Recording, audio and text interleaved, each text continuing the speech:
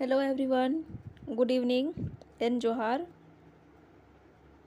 कैसे हैं आप सब? उम्मीद करते हैं आप सब अच्छे होंगे। आप लोगों की पढ़ाई भी बहुत अच्छे तरीके से चल रही होगी। और जैसा कि आप सभी को पता है कि जेएसएससी का कैलेंडर आ चुका है ना। और उम्मीद करते हैं कि आप लोग अपनी पढ़ाई बहुत अच्छे से कर रहे होंगे, सभी सब्जेक्ट में अपना एफर्ट लगा रहे होंगे। ठीक है, तो हम लोग झारखंड का एक सीरीज स्टार्ट किए थे, उनमें हम लोगों का झारखंड का जनजाति चल रहा था। तो आज आज जो एक नई जनजाति है हम लोगों की, भूमि जनजाति, तो आज इनके बारे में हम लोग जानेंगे कि इनकी समाज संस्कृति कैसी है, इनकी कल्चर क्या है, इन कितने इनमें डाइवर्सिटी है, वो उस चीज़ को हम लोग जानेंगे। ठीक है, तो आइए आज की क्लास यहाँ से हम लोग शुरुआत करते हैं।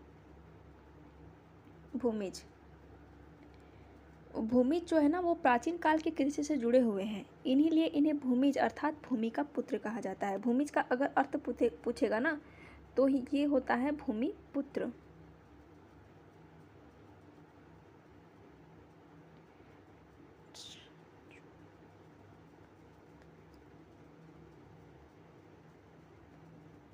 इनका अर्थ क्या है? तो इनका अर्थ है भूमि पुत्र। और इनको भूमि पुत्र क्यों कहा जाता है? क्योंकि ये भूमि जो है ना, वो प्राचीन काल यानी कि एनिशियन टाइम से ये कृषि कार्य से जुड़े हुए हैं, अर्थात इन्हें भूमिज कहा जाता है। भूमिज का आशय अगर पूछा जाए आपसे तो वो है भूमिज, मतलब भूमिपुत्र, सॉरी भूमिपुत्र। ठीक है,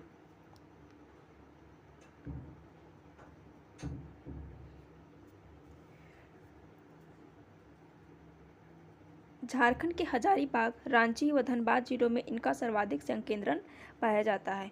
देखिए, जो भूमि जो जनजाति है, उनका जो सबसे ज़्यादा मतलब जनसंख्या में ये पाए जाते हैं, तो वो कहाँ पाए जाते हैं? एक तो आपका हजारीबाग जिला, दूसरा रांची जिला और तीसरा धनबाद जिला।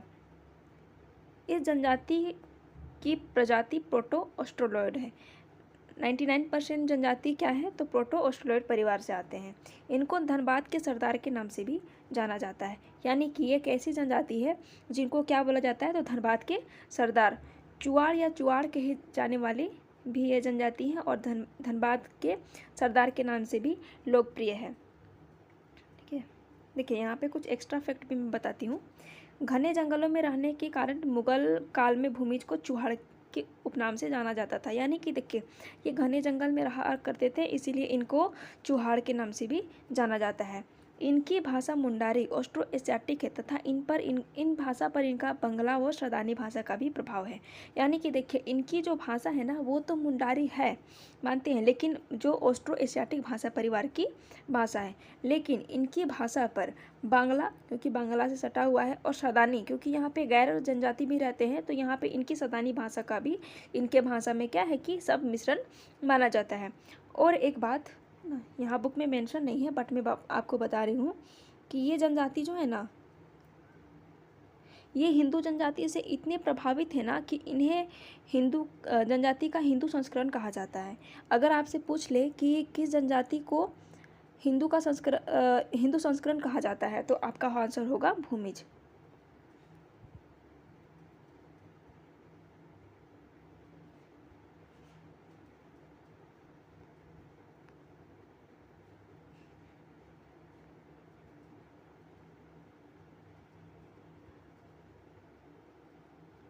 इन्हें क्या बोला जाता है? तो हिंदू संस्करण बोला जाता है।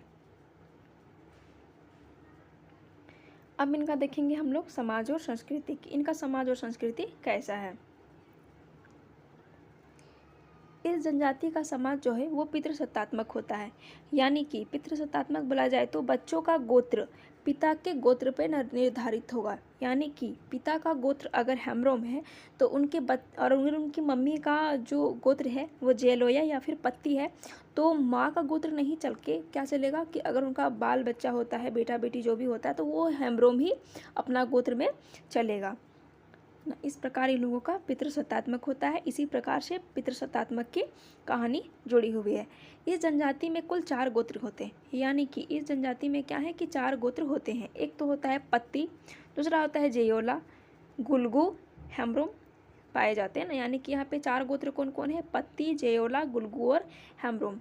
इस जनजाति में भी अन्य जनजातियों की भांति क्या है कि समगोत्रीय विवाह निषिद्ध है, यानी कि यहाँ पर आप एक गोत्र में आप विवाह नहीं कर सकते। अगर आप हेम्ब्रम है लड़की तो आप हेम्ब्रम लड़का से शादी नहीं कर सकते, आपको अन्य गोत्र में आपको विवाह करके जाना होगा। भूमि जनजाति गोत्र एवं उनके प्रतीक।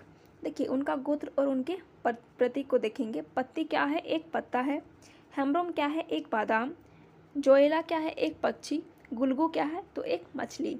और मैं आपको फिर से रिकॉल करा दूं, अगर जनजातियों की कोई स्पेसिफिक चीज़ है जैसे गुल्गू का मछली है तो ये क्या करेंगे कि मछली का सेवन कभी नहीं करेंगे। और इनका जो गोत्र होता है और गोत्र का जो प्रतीक चिन्ह होता है, इनका ये लोग क्या करते हैं कि आम जिंदगी में ये लोग अपना उसका यूज नहीं करते हैं।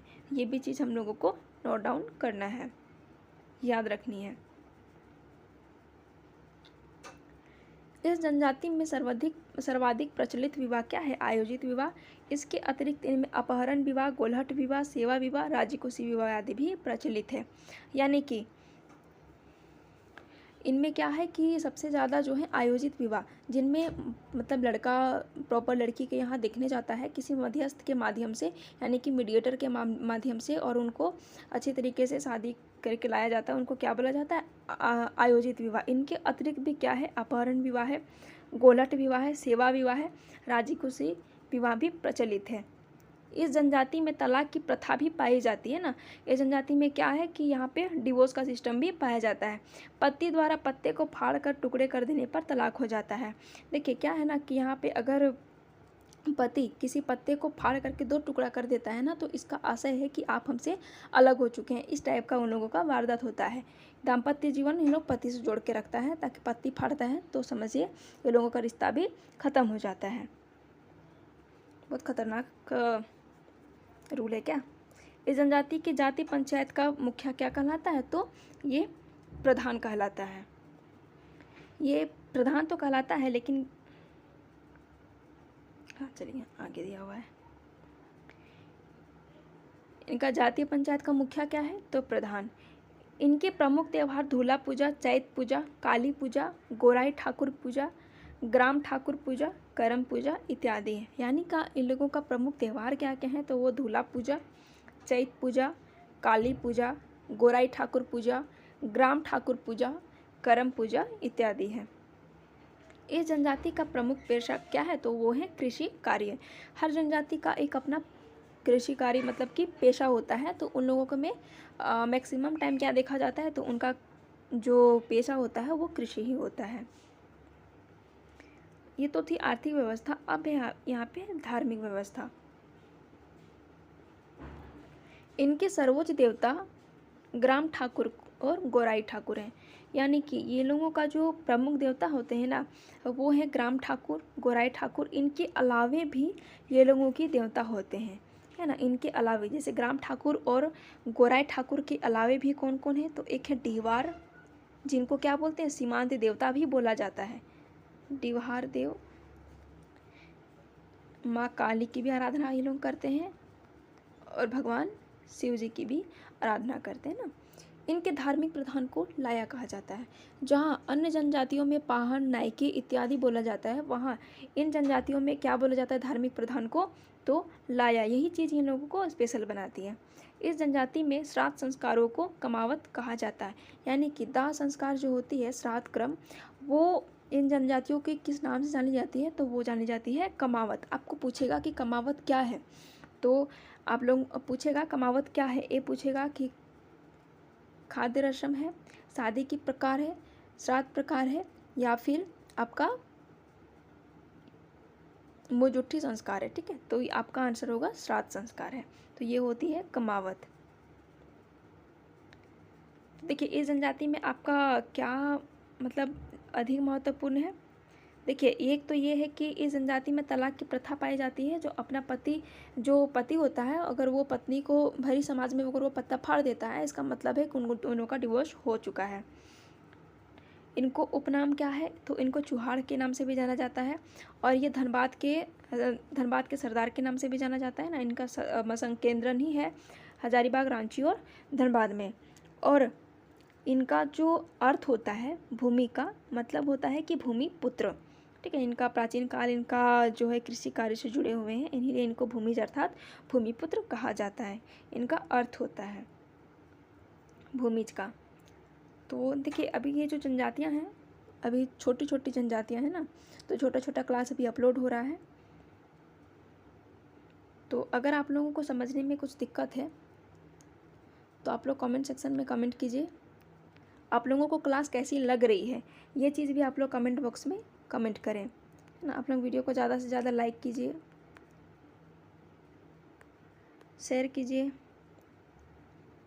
सब्सक्राइब कीजिए, है ना। और वीडियो का नोटिफिकेशन पाने के लिए आप लोग हमारे टेलीग्राम चैनल से ज़रूर जुड़ें, जिसका लिंक जो है आपको डिस्क्रिप्शन बॉक्स में दिया गया है। आप लोगों को अगर कोई चीज़ समझ में नहीं आ रही है और चाहते हैं कि हम यूट्यूब में कमेंट ना करें, तो आप लोग टेलीग्राम चैनल में भी आकर के कमेंट करके पूछ सकते हैं कि हाँ हमको यहाँ पर दिक्कत है, आप एक्सप्लेन करो, मैं प्रॉपरली ग्रुप में एक्सप्लेन कर दूँगी, ठीक है। तो आज की क्लास यहीं तक रहेगी, फिर मिलेंगे हम आपसे एक नई वीडियो के साथ। तब तक बने रहें, पढ़ते रहें, मस्त रहें। यहाँ तक वीडियो देखने के लिए आप लोगों का बहुत बहुत धन्यवाद।